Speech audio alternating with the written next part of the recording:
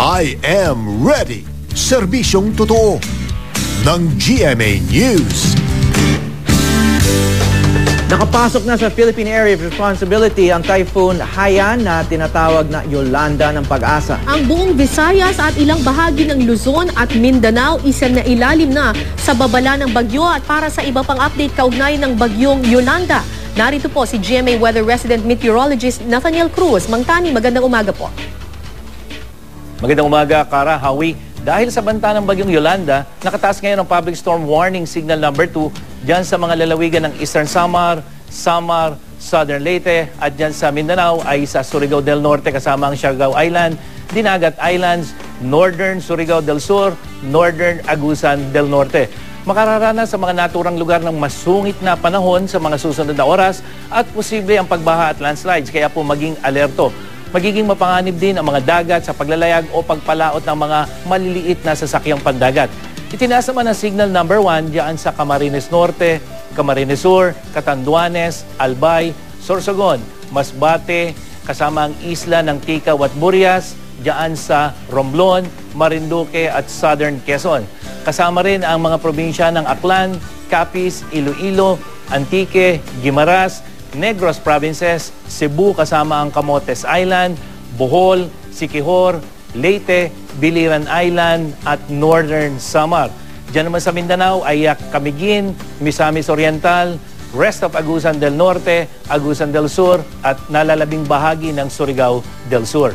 Magkakaroon ng mga nabanggit na lugar ng malalakas na ulan na may kasamang pagbugso ng hangin. Okay, Mang Tani, masasabi ho ba nating itong bagyong Yolanda ang pinakamalakas ng bagyo na pumasok sa Philippine Area of Responsibility at least para sa taong ito?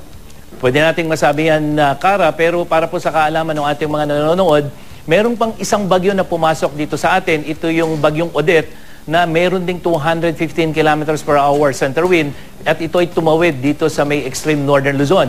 Pero sa ngayon, itong si Yolanda na meron na rin 215, pwede pa itong lumakas pa habang lumalapit dito sa ating bansa at itinuturing na nga ito ng Joint Typhoon Warning Center ng US na isang super typhoon. Pero walang ganitong kategorya kasi ang Pag-asa. Pero ang tiyak, napakalakas ng bagyong Yolanda at hindi imposible ang pagtataas ng storm signal number 4 kung kinakailangan sa mga lugar na tatamaan ng bagyong si Yolanda. At namataan ng Pag-asa ang mata ng bagyo sa layong 712 kilometers dyan sa may silangan ng Hinatuan City, Surigao del Sur nitong alas 8 ng umaga. At taglay nito ngayon ang lakas ng hangin na umaabot na sa 215 kilometers per hour malapit sa gitna at bugso na hanggang 250 kilometers per hour.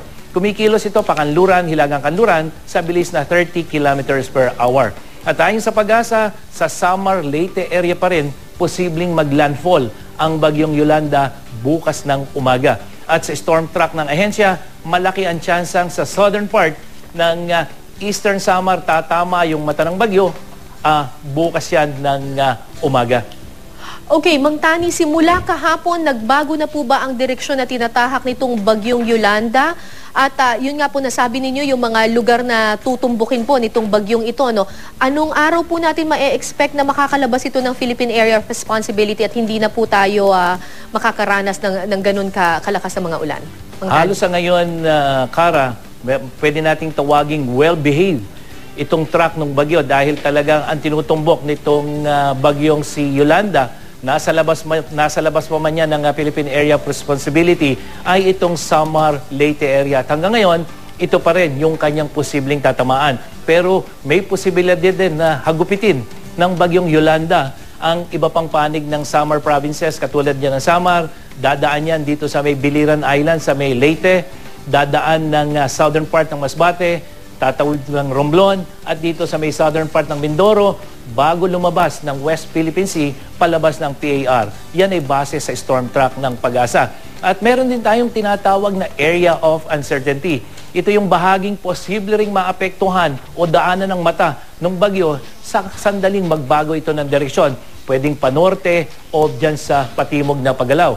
Kaya dapat po handa na rin yung mga kapuso natin dyan sa iba pang bahagi ng Leyte, dyan sa northern section ng Cebu at ng Negros Island, dito sa Panay Island, kasama yung Dinagat Island, dito sa may Sorsogon, dyan sa may Marinduque, kasama ang Batangas at dito sa may Coron, Palawan. Kaya mga kapuso, tumutok po sa weather update at maging handa. At dito naman po sa magiging lagay ng panahon, para ngayong araw na ito sa datos ng Weather Central, magiging makulimlim na ang langit sa Visayas ngayong araw ng Huwebes at sasama na ito ng mahinang ulan, lalong-lalo na dito sa Central at Eastern sections. Samantalang dyan po sa Mindanao ay makakaranas naman ng katamtamang pag-ulan, lalong-lalo na dito sa may Dinagat Island, pero sa ibang bahagi po ng Mindanao ay magkakaroon din ng malaking mga pag-ulan, lalo na po dyan sa may Caraga region hanggang dyan sa may Davao region. Uulanin din ang Bicol region at Northern Luzon habang maaliwalas hanggang sa bahagyang pag-uulap ng Papawiri naman na may pulo-pulong pag-ulan, lalong-lalo na dito sa may kanlurang bahagi. At ang babati po sa Central Luzon at natitirang bahagi ng Southern Luzon ay mas maaliwalas na panahon. At ayon sa Pag-asa, hanging amihan ang magdadala ng pag-ulan dito sa Northern Luzon, kasama na po ang Eastern section nito. At epekto pa rin ang hanging amihan ng maranasan na katamtaman hanggang masungit na lagay ng karagatan diyan po sa mga karagatang sakop ng Northern and Western seaboards of Luzon. Base po sa gale warning ng Pag-asa, pinapayuhan ang mga mangingisda at may maliliit na sakyang pandagat na mag-ingat sa pagpalaot o paglalayag ngayong araw. At dito sa Metro Manila, mababa pa rin ang tsansang mulan pero posible pa rin po ang mga thunderstorm. At yan ang latest mula sa GMA Weather. Para sa iba pang update, bisitahin ang GMA Weather webpage, Twitter at Facebook page. Ako po si Nathaniel Cruz para sa I Am Ready, serbisyong totoo ng GMA News. Maraming salamat po, Ginoong Nathaniel Cruz, GMA Weather Resident Meteorologist.